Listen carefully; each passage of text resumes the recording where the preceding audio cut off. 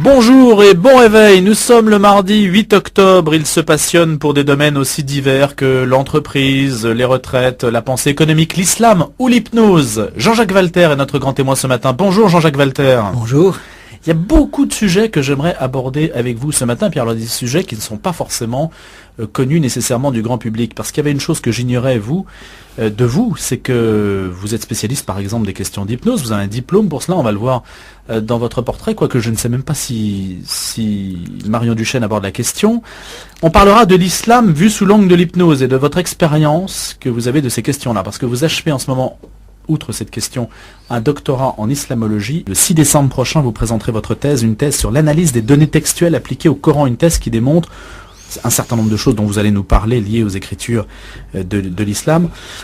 On le savait déjà, certaines parties viennent de l'araméen, il y a plusieurs auteurs. Votre méthode permet de démontrer qu'il a été écrit sur 2 siècles. Marion Duchesne retrace votre portrait, puis je vous ferai parler du rapport, évidemment de ce que vous avez écrit sur l'islam, mais du rapport entre islam et hypnose. Donc là, surprise garantie. Votre portrait, Marion Duchesne. Le Coran, c'est une histoire longue, complexe et politique. On a même détruit des preuves pour créer une légendologie, souligne Jean-Jacques Walter. L'islam, il a commencé à s'y intéresser dans les années 80. À l'époque, il est ingénieur et dirige sa propre société, une entreprise de presse consacrée à la musique.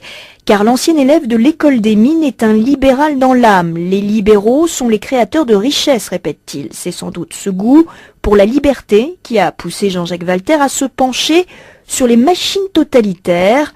2 années de travail et la publication d'un livre paru chez De Noël en 1982. Je voulais comprendre comment se développent les totalitarismes, des machines qui détruisent tous les aspects de la personnalité, de l'intelligence à l'affectivité. Pour Jean-Jacques Walter, il s'agit encore et toujours de plonger dans les racines de l'histoire, une histoire dont, à ses yeux, le Christ et l'Esprit Saint sont les pilotes. Né en 1932 dans une famille agnostique, Jean-Jacques Walter s'est en effet converti au catholicisme à l'âge de 28 ans, une foi qui, depuis, ne cesse d'être nourrie par l'oraison. Saint, Saint le Seigneur, Dieu de l'univers, le ciel et la terre sont remplis de ta gloire, et sans doute la parole qui trouve le plus d'écho en moi, dit-il. Au début des années 2000, Jean-Jacques Walter dit avoir gagné beaucoup d'argent en redressant des sociétés. J'ai pris trop de risques, reconnaît-il, et en 2008, avec la crise, je me suis retrouvé tout nu. Depuis, pourtant, Jean-Jacques Walter a fondé sa propre société de technologie. Le pire risque dans la vie, conclut-il, c'est de ne jamais en prendre aucun. Jean-Jacques Walter, votre vision des choses concernant l'islam. Au départ, je vous avais attribué des ouvrages que vous n'avez pas écrits, mais ça se justifie pleinement si on en juge par les connaissances et les domaines que vous étudiez, en fait, parce que vous êtes extrêmement éclectique, Jean-Jacques Walter. Je suis curieux, j'essaie de comprendre, et certains problèmes ont plusieurs aspects, il faut regarder plusieurs choses différentes. Alors, l'hypnose, on en parlera après 8 heures, mais on va faire un lien d'abord. D'abord, vous êtes dit, je vais étudier l'islam en profondeur. Pourquoi ? Parce que les machines totalitaires, il y en a eu... Ah mais déjà vous nous dites c'est totalitaire, ça va pas. Oui, mais bon. Quand j'ai étudié les machines totalitaires, j'ai vu un certain nombre de structures. La Chine que vous avez bien étudiée en particulier. La Chine, le national-socialisme, le socialisme soviétique et beaucoup d'autres systèmes dans le passé. Et l'islam contient une bonne partie de ces structures totalitaires. Et puis les machines à détruire très anciennes, je les ai étudiées aussi, il y a plus de 5000 ans, c'était des religions particulières qui étaient organisées sur un système destructeur. Et l'islam, c'est à la fois... Lesquelles ? Les cultes au Baal, par exemple, mais il y en avait beaucoup d'autres. Et l'islam, c'est à la fois un destructeur fondé sur une religion, sur une structure qui était celle qui était dominante comme destructeur il y a 5000 ans, et sur une structure sociale. Pour les musulmans, pour les théologiens musulmans, l'islam, c'est din, dunya, daoula, c'est-à-dire une religion, une société, un État. C'est pas une religion au sens où le christianisme ou le judaïsme sont des religions qui ne sont que des religions. C'est aussi une société et un État. Et la société islamique et l'État islamique, tels qu'ils ressortent du Coran, sont des systèmes totalitaires.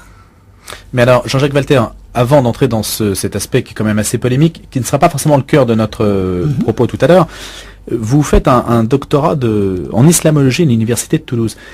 Vous dites que c'est difficile aujourd'hui d'étudier l'islam en France. Oui, alors... Déjà en préalable. En effet, quand vous étudiez l'islam, vous pouvez dire que c'est pas bien de couper la main des voleurs ou de lapider les femmes adultères, mais à condition de commencer par dire que Mahomet est un grand prophète, le Coran est des grands livres sacrés de l'humanité, etc.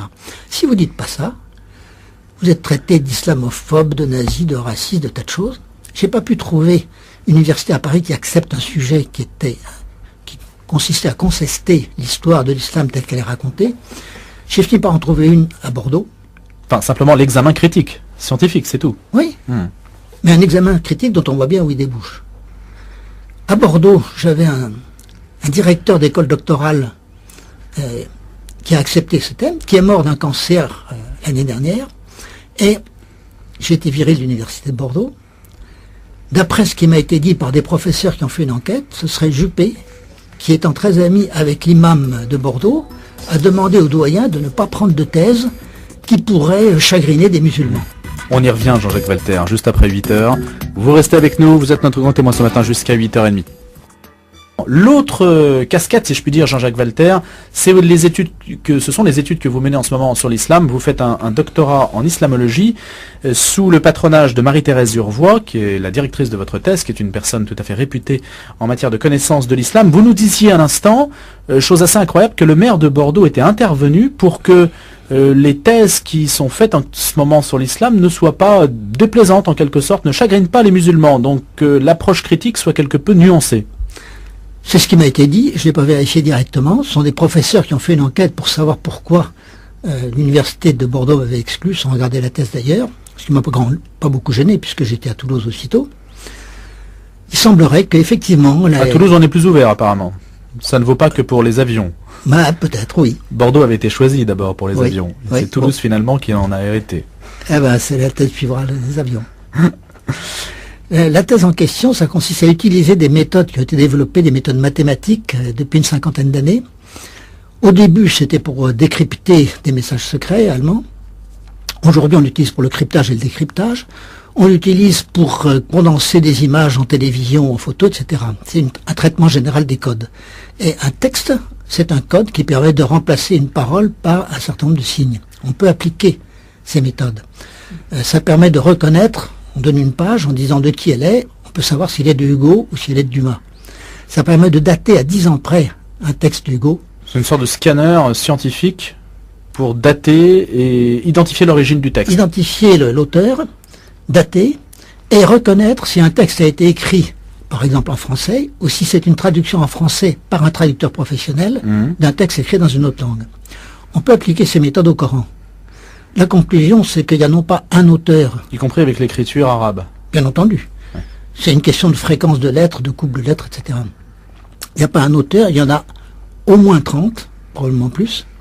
Il n'a pas été écrit sur 20 ans, mais sur 200 ans. Et un quart environ est une traduction de textes araméens antérieurs à l'islam. Ce qui signifie... Mais ça, c'est certifié oui. Aujourd'hui. Oui. C'est justement ce que je démontre. Ce pas des idées tout à fait nouvelles, dans la mesure où tous les documents musulmans entre la mort de Mahomet et 200 ans plus tard ont disparu. Tout ce qu'on sait, c'est transmis par transmission orale sous le contrôle des califes.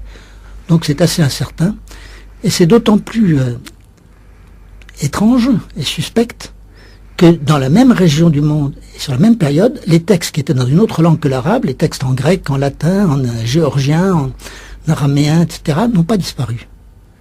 Donc il y a une disparition spécifique de tout ce qui racontait ce qui s'est vraiment passé dans l'islam. Et on ne sait pas pourquoi.